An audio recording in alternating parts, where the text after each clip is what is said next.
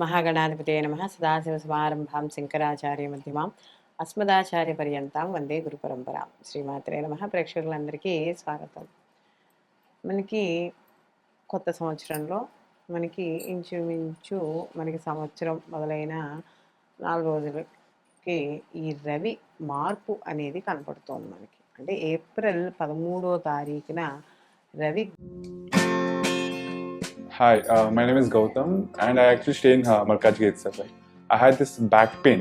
It's been 1.5 years. I have tried many treatments like chiropathy, oil massage, physiotherapy especially, but it didn't work out as much like what I expected.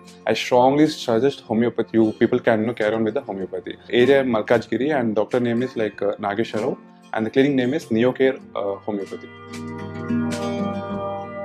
గ్రహము ఇక్కడ మేషరాశిలోకి సంచారం, అంటే ఆయన ఉచ్చ స్థితిలోకి సంచారం చేయడం అనేది జరుగుతుంది. అయితే రవి ఎప్పుడైతే తన ఉచ్చక్షేత్రంలోకి వెళతాడో ప్రతి గ్రహము కూడా అక్కడ మనకి మార్పు చెందినప్పుడు కొన్ని శుభ ఫలితాలు, కొన్ని అశుభ ఫలితాలు ప్రతి రాశికి ఉండడం అనేది జరుగుతుంది. అయితే ఇప్పుడు ద్వాదశ రాశుల వారికి ఈ యొక్క రవి గ్రహ మార్పు వల్ల శుభాశుభ ఫలితాలు ఏ విధంగా ఉంటాయి అనే విషయాన్ని తెలుసుకుందాం.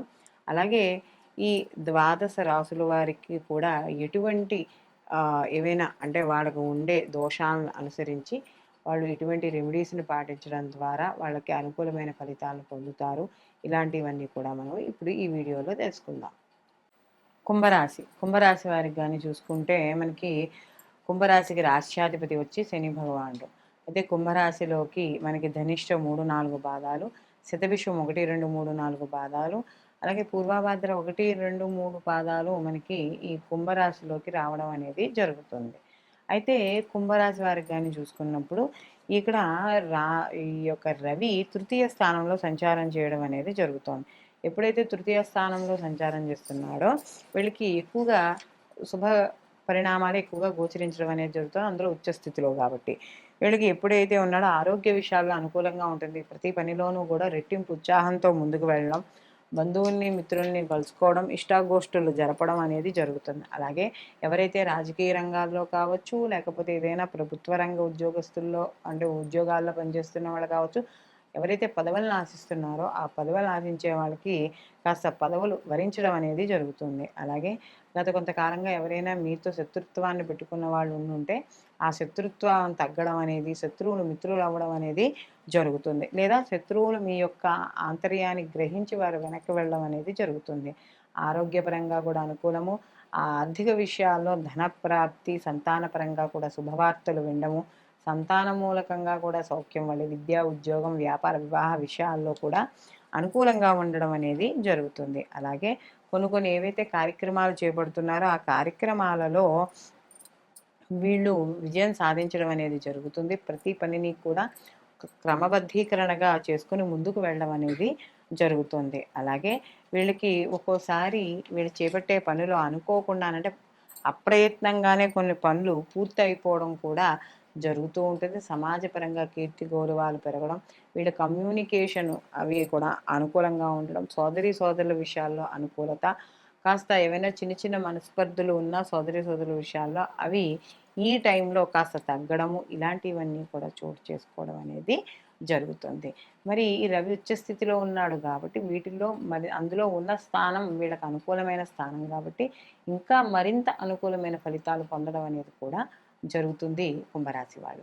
కుంభరాశి వాళ్ళకి మరిన్ని మంచి ఫలితాలు పొందడానికి, అంటే ఇంకా రవి వల్ల ఇంకా అద్భుతమైన ఫలితాలు పొందడానికి వీళ్ళు ప్రతిరోజు కూడా ఆదిత్య పారాయణ చేసుకోవడం, అలాగే కుదిరితే మీకు ఇంట్లో గోధుమలు రొట్టెలు చేసి కాస్త ఏదైనా ప్రసాదంగా ఇవ్వడం, లేదా గోధుమతో చేసిన పదార్థాన్ని ఏదైనా ప్రసాదంగా గుళ్ళో పంచిపెట్టడం, ఆదివారాలు నియమాలు పాటించడం ద్వారా మరిన్ని మంచి ఫలితాలు పొందడం అనేది జరుగుతుంది.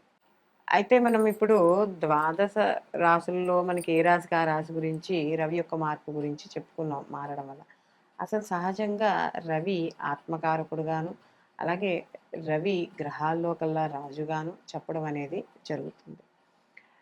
రవి సహజంగా ప్రభుత్వ ఉద్యోగస్తులకి ప్రభుత్వ పరంగాను, న్యాయపరంగాను, అలాగే ఈ ఎవరైతే ఈ ప్రభుత్వ రంగాల్లో పనిచేసే ఉన్నత అధికారులు, రాజకీయ పరంగాను ఇలా అన్నింటికీ కూడా ఈ యొక్క మనకి రవి కారకుడు. ఎందుకంటే రవి అనేటప్పటికీ రాజు. రాజు అంటే ఏమిటి? దర్పం. తన యొక్క అంటే ఒక దర్పంగా మాట్లాడడం, ఒక అధికారికంగా మాట్లాడడం ఇలాంటివన్నిటికీ కూడా రవి కారకుడిగా చెప్తాం. అందులో రవి ఇప్పుడు మనకి ఉచ్చ స్థితిలోకి వెళ్ళాడు. అంటే రవి ఎప్పుడైనా ఉచ్చ స్థితిలో ఉన్నప్పుడు అదే ఉచ్చ స్థితిలో మనకి జన్మజాతకంలో కూడా రవి ఉచ్చలోనే ఉన్నాడు అని అనుకున్నప్పుడు ఎలా ఉంటుంది అంటే ఎక్కువగా ప్రభుత్వ రంగాల్లో వీళ్ళు రాణించడం అనేది జరుగుతుంది. అంటే ప్రభుత్వపరమైన ఉద్యోగాలు ఎక్కువగా చేయడం. అంటే జాతకంలో కూడా రవి ఉచ్చులో ఉండి ఆ లగ్నానికి యోగకారకమై ఉండి లేదా ఆ లగ్నానికి మిత్రుడై ఉండి కాస్త ఉన్న స్థితి బాగున్నప్పుడు ఖచ్చితంగా ఆ యొక్క ప్రభుత్వ రంగానికి సంబంధించిన ఉద్యోగాల్లో కానీ రాజకీయ పదవుల్లో కానీ వాళ్ళు ఉండడం అనేది జరుగుతుంది. అంటే రాజకీయ పరంగా కూడా వాళ్ళకి పేరు ప్రతిష్టలు ఎక్కువగా ఉండడం అనేది జరుగుతుంది.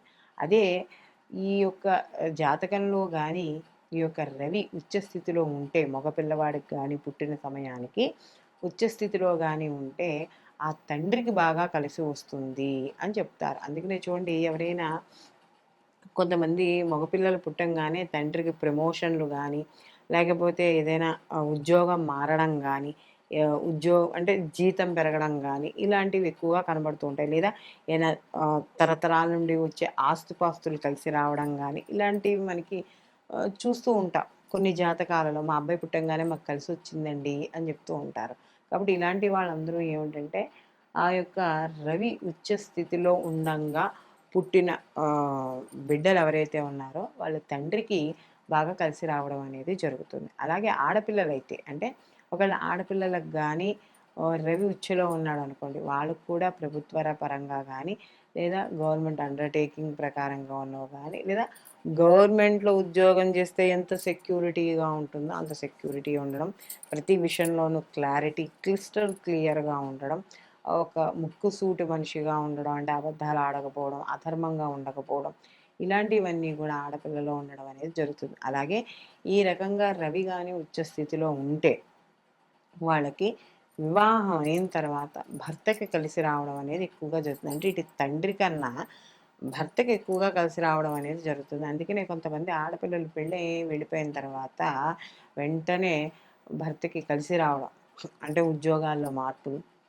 మంచి కలిసి రావడం, వ్యాపారంలో కూడా కాస్త కలిసి రావడం. చూడండి ఆ ఇంటి లక్ష్మి అండి ఆవిడ, ఆ అమ్మాయి వచ్చిన తర్వాతే కలిసి వచ్చింది అని చెప్తారు. కాబట్టి ఇవన్నీ కూడా మనకి రవి జన్మజాతకంలో ఉచ్చులో ఉన్నప్పుడు కలిగే పరిణామాలుగా మనం చెప్పుకోవచ్చు.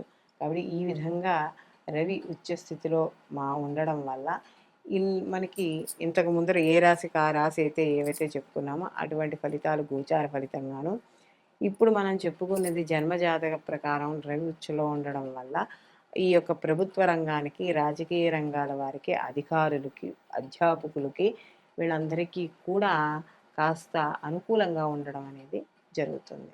సర్వే జన సుఖినో భవంతు, లోకా సంస్థ సుఖినో భవంతు.